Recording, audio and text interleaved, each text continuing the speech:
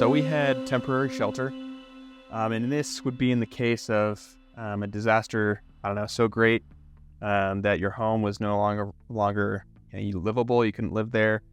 Maybe it was destroyed, mudslide, something like that. So in this presentation, we're going to focus on a couple different things. I'm going to take the shelter, short-term shelter, as well as long-term shelter, and then we'll cover a few other things in there as well. So if something does happen, something that's really important is the location of your shelter and where you're going to build it. You want it to be accessible. You don't want to, hike up to Timpanogos Cave and live there because you're never going to see anybody. It's not going to be fun to come back down. So you want it accessible, close to a road, safe, close to water as well. It's one of those key resources that you're going to need. Capacity. You want to make sure that you're not building the Taj Mahal of shelters if you only have 2 people. It'll take more resources. It'll take more time to heat it if you need to. And it's just not a good idea. You want something that's more comfortable for you and however many people you have. But then on the other end of that, you don't want to go too small. You don't want to be shoulder to shoulder when you're sleeping. So just make it comfortable and to fulfill your needs. Security as well. One thing that's really important is your mental health, your mental status in a situation like that. So whatever you need to feel more secure, do it. If you need bear spray because you're going to be up near a canyon, get it. If you need a firearm to feel more secure, get that as well. The effects that it will have on your mentality, it will really help you out. And then community support. You want to be near to other people if you can, because they're going to have other resources that you may need. So you don't want to, unless you're completely prepared and self-sufficient, you don't want to go off on your own. You want to stay as a community so you can help each other. So now we're going to talk about some short-term shelters. Tents. So these are real common, cheap. Most everybody has one already. Here we have a few different sizes of tents. So we have, just so you guys can see the sizes, these are 2-man tents, pretty easily, packable. You can take it in a backpack. A little bit bigger 6-man tent from Walmart as well. Cheap, you can take it places. And then here on the floor below me, just so you can see, this is a canvas tent. So this is going to be a little more stable, a little more comfortable. You're going to be able to stand up in it, but it does weigh 60, 70 pounds. So if that's going to be an issue for you, maybe don't go with that. Go with something smaller that is easily managed. And then we have tarps. So I don't know if you can see that top picture. That is a shelter that I built with my siblings. It's a little small, but that was with this tarp. So they're super versatile. As long as you have rope, you can string them up anywhere, make a little A-frame with it. They keep the rain off. They keep the wind out of your face. As well as the sun off of your back. Then we have inflatable shelters, and I had never seen or heard about these, but they're pretty cool. So you can just pop them out, blow them up, and you can have one as big as 20, 30 people, or one for a family. That's going to be a little bit more sturdy than a tent. It might not blow around and ruffle and make that noise when you're trying to sleep, and it'll be comfortable. Then we have, in extreme cases, if you're out skiing or wherever you are, you need to build something quick. Snow cave. You can do that around the base of a tree, a big snow bank, so that'll keep you warm at night. Okay. And we have a little bit longer term shelters. So this is hopefully what we could all get to. Like a community center, could be a church, could be, any big building that's near you.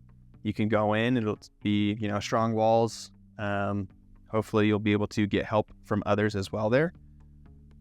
We have caves, which we don't have many of those around here, but maybe if you're hiking in a canyon and you can find a cave, that's a great shelter. It's already made. You don't have to do any work to it. It holds its temperature fairly well. Then we have forests. You can build, cabins, lean-tos, anything with that wood there. It's an excellent resource. Cliffs. Same thing as caves. It's a natural made structure. That's one less wall you have to build, and it's stronger than anything you're going to build as well.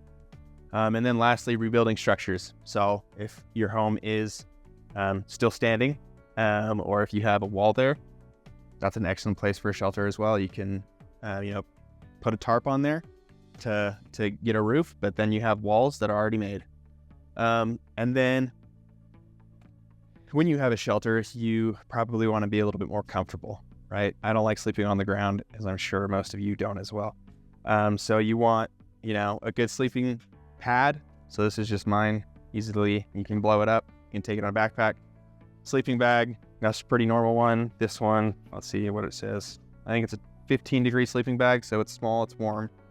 But then if you want to be, a lot more comfortable, we have this one. This is a double sleeping bag. It's a queen size. You can take it, and then you can, have a big bed when you're camping, which is really nice. You also want lighting. So emergency lighting, they're not, great. You're not going to want to have these for forever, but it'll do the job for the night, as well as flashlights. And then we have things like water purifiers. So these are just life straws that you can just drink out of any stream, river near you. Or if you want to go a little bit bigger, this is a water purifier. So this comes with tubing. That's all just in this bag. And you can take that hiking. You can pump as much water as you want out of it. I'm not sure the lifespan of these. I know they do go bad, but this one hasn't, and they've had it for 5 years. So there's just a few things that you want if you need to make shelter so you can be more comfortable, as well as a little bit safer. So another important part that we may not think about often is for temporary shelter is actually the clothes you wear. And as I'd mentioned earlier, I spent 5 years working for the Forest Service, paid my way through college doing that, and spent a lot of time in all kinds of weather. Snow, sleet, rain, hail, lots of wind. And the type of clothing you wear makes a huge difference. We had people on our crew that got hypothermia multiple times. One thing that we need to consider when I'm going to talk about the different layers of clothing that are important is, in our community, it's probably good to have closest to your body in your underclothing is something that will wick the moisture away from yourself. So cotton is not good for that.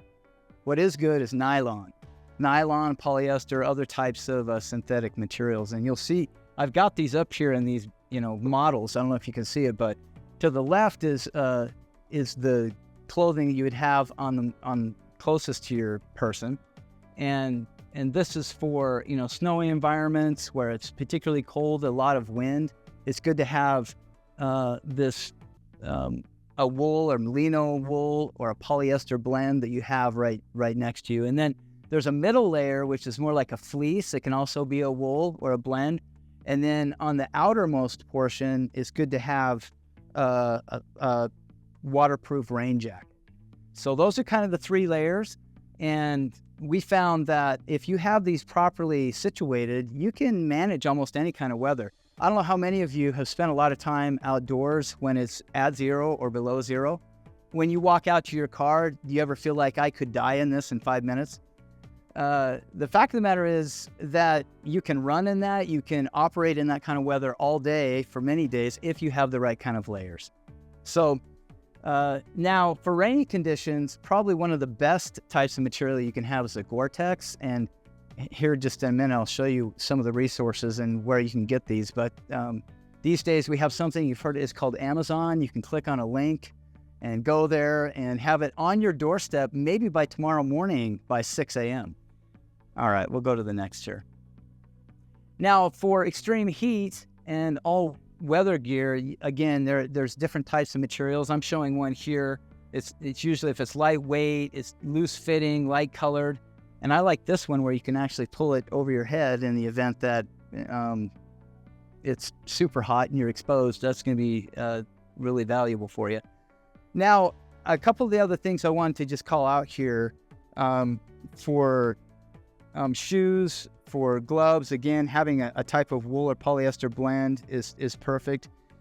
And we also had here, I tested this actually. I did click one of those links on Amazon, and this showed up 5 hours later. So you can get, this particular kit has 142 pieces. So if you wanted to have one of these nearby, it can cover a lot of those just emergency things that you might encounter. We'll go to the next one here.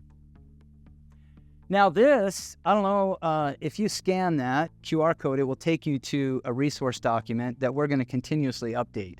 The value of one of these newfangled QR codes is that benefit that you can scan it. And also we'll have up here a handout and on the rear of that is this QR code. And on that code, and in this resources document, we have links to all of these materials, the external jacket material, the mid layer, and the closest layer. So this is what the document looks like, but we've got for each one of the different things we've talked about around temporary shelter, we've got that organized here, and you can click on the link and it will take you there. The final thing I would say is a lot of, and this is just from working outdoors and being in the wild for long periods of time, probably one of the most valuable things you can have is the right mindset for this. It's really important to understand that that you actually can survive in cold weather and wet weather. I remember when I was working out there, I had a crew of about 30 people, and the first time some of these people got wet, they thought that they were going to immediately die. And that's not true. You can get wet, you can get cold. The human body can actually handle quite a lot of extreme weather situations, but with clothes and layers and those types of things, you're going to be well situated. And with that, that's our presentation.